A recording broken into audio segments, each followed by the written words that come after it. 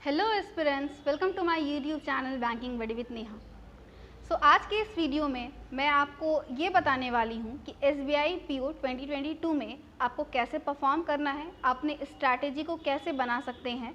और मैंने जो SBI PO 2021 क्लियर किया है और वो मेरा फर्स्ट अटैम्प्ट है SBI PO में। ऐसा नहीं है कि मेरा बैंकिंग एग्जामिनेशन का फर्स्ट अटैम्प्ट था, इसके पहले मैं RRB PO और IPS PO और IPS क्लर्क दे चुकी थी। कुछ एग्जामिनेशन में पास हुई और कुछ एग्जामिनेशन में क्वालिफाई नहीं कर पाई, ठीक है। तो SBI PO में लेकिन ये मेरा फर्स्ट ही अटैम्प्ट था।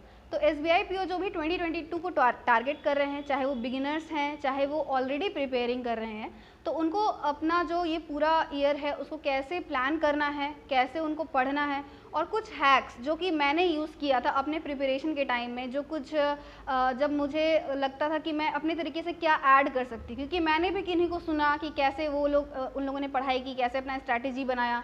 उसके बाद मैंने उन लोगों से एक्सट्रैक्ट लिया कि हम कैसे अपना पूरा प्लान कर सकते हैं। इसके अलावा मैंने भी अपना कुछ ऐड किया, जो भी मुझे प्रिपरेशन के टाइम मुझे कुछ गलतियां लगी, जो मैंने मिस्टेक्स की थी, एग्ज़ाम नहीं क्वालिफाई कर पाई थी जो पहले, उसके बाद जो मुझे लगा तो मैंने अपना कुछ ऐड किया है। तो वो सब मैं आपको एक्सपीरियंस अपना बताने वाली हूँ, प्रीलिम्स, मेंस और इंटरव्यू तीनों को लेके। तो आप लोग इस वीडियो को अच्छे से देखिएगा और अगर आपको इससे रिलेटेड कोई भी क्वेरी होगा तो उसको कमेंट सेक्शन में ज़रूर बताइएगा, ठीक है। So let's start our video. तो सबसे पहले हम बात करते हैं एग्जामिनेशन में, एक ओवरव्यू ले लेते हैं हम लोग पहले कि इसमें प्रीलिम्स, मेंस और इंटरव्यू होता है। और लास्ट ईयर तो इंटरव्यू में सिर्फ इंटरव्यू हुआ था और ग्रुप डिस्कशन नहीं हुआ था, ठीक है। तो प्रीलिम्स, मेंस और इंटरव्यू में जो पहला पार्ट है वो प्रीलिम्स है, ठीक है। तो कुछ लोग क्या होते हैं कि प्रीलिम्स को मतलब बहुत इजी लेते हैं, ठीक है। प्रीलिम्स इजी है पर उसमें भी लगभग 12 to 13 लाख कैंडिडेट्स अप्लाई करते हैं और उसमें 20,000 से लेकर 25,000 कैंडिडेट का ही सिलेक्शन हो पाता है। इसका मतलब ये है ना कि बहुत सारे कैंडिडेट तो प्रीलिम्स में भी मिस्टेक कर रहे हैं, ठीक है ना। तो प्रीलिम्स के लिए आप क्या कर सकते हैं वो मैं आपको बताती हूँ। सबसे पहले प्रीलिम्स में 3 सब्जेक्ट्स है, रीजनिंग है, क्वांट्स है और इंग्लिश है। आपको क्या करना है कि सबका बेसिक सबसे पहले क्लियर करना है। अब इंग्लिश का बेसिक्स मैंने कैसे क्लियर किया?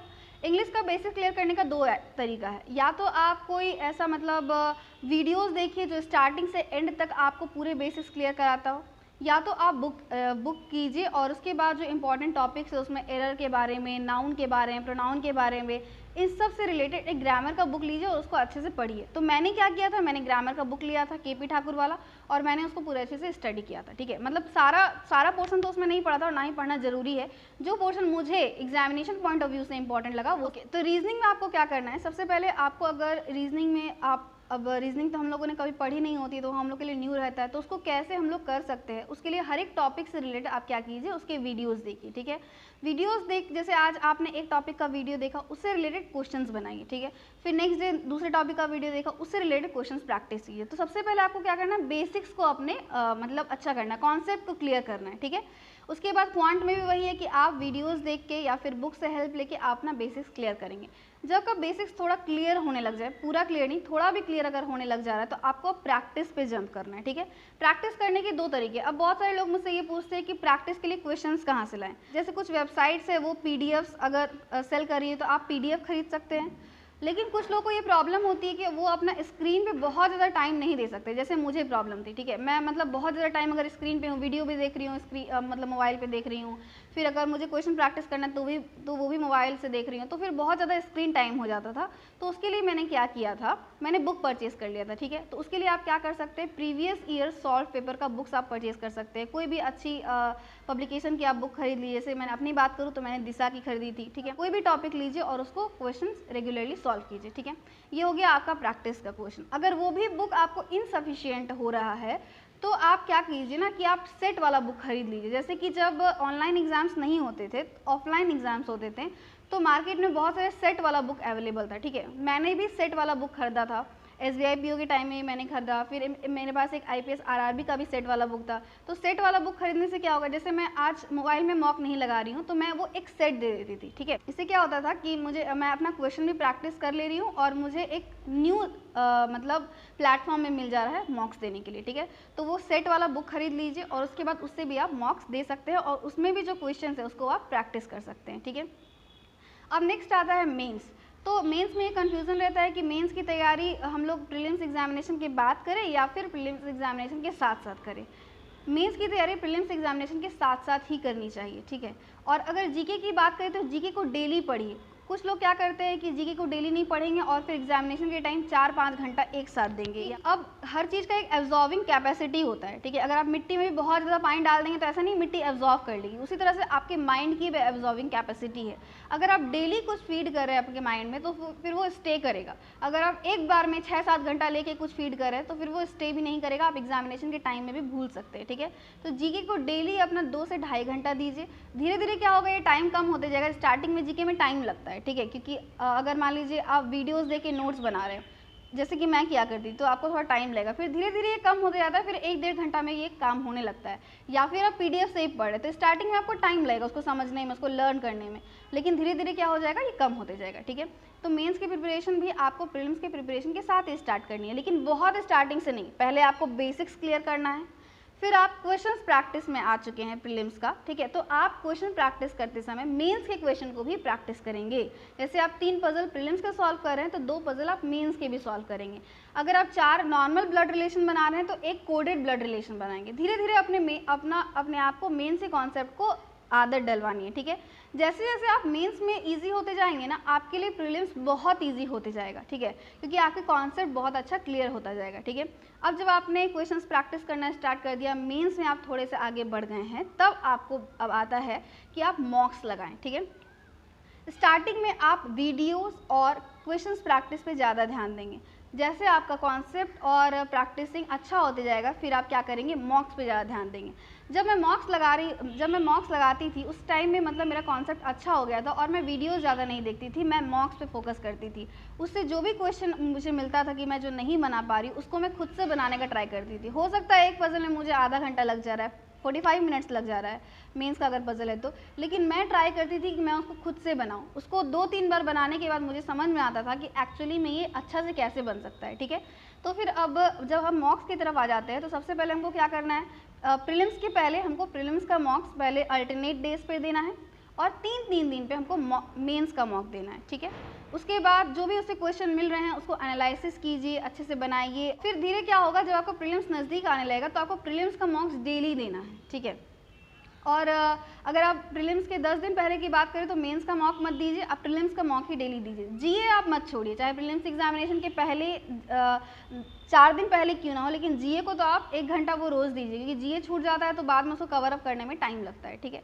और उसके बाद जब आपका प्रीलिम्स एग्जामिनेशन खत्म हो जाता है तो आप मेंस के टेस्ट को, मॉक टेस्ट को आप अल्टरनेट डेज पे दीजिए, ताकि आप एक दिन मेंस का मॉक दीजिए, नेक्स्ट डे उसको एनालिसिस कीजिए अच्छे से। या फिर आप डेली भी मेंस का मॉक दे सकते हैं कि आप दिन के एक पार्ट में मेंस का मॉक दे रहे हैं, फिर थोड़ा रेस्ट करके आप उसको एनालिसिस कर रहे हैं, ठीक है। तो इस टाइप से आप मेंस की प्रिपरेशन कर सकते हैं। अब बात ये आती है कि मेंस की प्रिपरेशन कैसे करें। तो मेंस की प्रिपरेशन में कुछ भी नहीं है, ऐसा नहीं कि उसमें कुछ न्यू आने वाला है, ठीक है, आने वाला तो वही है, लेकिन आपको मेंस की प्रिपरेशन के टाइम में थोड़ा पेशेंस रखना होता है। अगर मैं मेंस एग्जामिनेशन की बात करूँ तो मेंस एग्जामिनेशन में थोड़ा डिफरेंट टाइप के क्वेश्चंस भी देखने को मिलते हैं।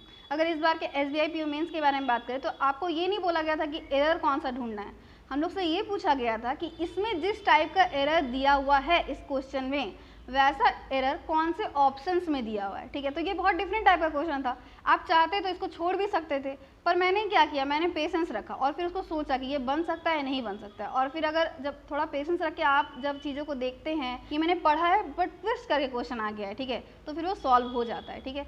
तो थोड़ा सा मेंस में पेशेंस रखना है, तैयारी करते टाइम भी आपको पेशेंस रखना है। आपसे पजल्स नहीं बन रहे होंगे, आपसे DI नहीं बन रही होंगी, लेकिन आपको स्टे करना है क्वेश्चन के साथ। टाइम लग रहा है तो टाइम देना है ना, अभी टाइम लग रहा है तो अच्छा है। इस साल पूरा अगर आप ये सोच के नहीं पढ़ेंगे कि टाइम लग रहा है नहीं हो पाएगा, फिर आपको नेक्स्ट ईयर भी पढ़ना पड़ेगा। तो इसी साल अच्छे से टाइम दे दीजिए ना, ताकि आपको नेक्स्ट ईयर ना पढ़ना पड़े। समझ में आ रहा है बात? तो पेशेंस के साथ उसको बनाइए और स्टे कीजिए क्वेश्चन के साथ, और फिर आपको सॉल्व होने लगेगा धीरे धीरे आपकी स्पीड भी आने लगेगी। एक्यूरेसी और स्पीड दोनों में सबसे ज़्यादा किसको ध्यान देना है, तो मैं कहूँगी एक्यूरेसी को सबसे ज़्यादा ध्यान देना है। जब आपकी एक्यूरेसी अच्छी हो जाएगी ना, आपको स्पीड प्रैक्टिस के साथ ऑटोमेटिकली आ जाएगा, ठीक है। और इसके अलावा बात करें इंटरव्यू की, तो इंटरव्यू में मैंने क्या किया था कि जो भी आपको पढ़ना है उसको प्री डिसाइड कर लीजिए कि मुझे ये सब चीज़ पढ़ना है। और उसके बाद उसको सबसे पहले नोट कर लीजिए अपने कहीं भी कॉपी में कि मुझे ये सब चीज़ पढ़ना है, बैंकिंग अवेयरनेस से रिलेटेड ये टॉपिक्स पढ़नी है, फिर करंट अफेयर से रिलेटेड ये टॉपिक्स पढ़नी है, या फिर आपके लाइफ से रिलेटेड क्या टॉपिक्स हो सकते हैं, आपकी जगह से रिलेटेड क्या टॉपिक्स हो सकते हैं, उसको पढ़ना है। पहले सबसे पहले इसको नोट डाउन कर लेना है, ठीक है। उसके बाद हर टॉपिक से आप थोड़ा देख लीजिए कि आप कोई भी सोर्स से आप उसको प्रिपेयर कर लीजिए अपने टॉपिक्स को, ठीक है, और उसको रिवीजन करते रहिए बस। और उसके बाद अगर आपको कोई ऐसा व्यक्ति मिल रहा है जिसके सामने आप इंटरव्यू दे सकते हैं तो आप उनके साथ बातें कीजिए। कम्युनिकेशन भी तो करना है ना, आप जितना अच्छा कम्युनिकेट कर पाएंगे आपका इंटरव्यू उतना ही अच्छा जाएगा। बस वही है कि आपको पहले अपना कॉन्सेप्ट क्लियर करना है, प्रैक्टिस करनी है लगातार, मॉक्स में पेशेंस बना के रखना है, मॉक्स से क्वेश्चन को एनालिसिस करना है, ठीक है। अगर आप स्क्रीन में ज़्यादा टाइम नहीं दे पाते हैं तो आप बुक्स परचेज़ कर लीजिए। बहुत सारे बुक्स मार्केट में अवेलेबल होते हैं, जैसे कि आपका सेट्स रहता है, 15-20 सेट्स होते हैं एक बुक में, तो वो वाला आप परचेज़ कर सकते हैं। उसमें जो क्वेश्चन है वो बना सकते हैं। प्रीवियस ईयर सॉल्व पेपर आपका डिफरेंट सब्जेक्ट्स के लिए आपको मिल जाएगा, रीजनिंग के लिए, क्वांट के लिए, इंग्लिश के लिए, वो आप परचेज़ कर सकते हैं।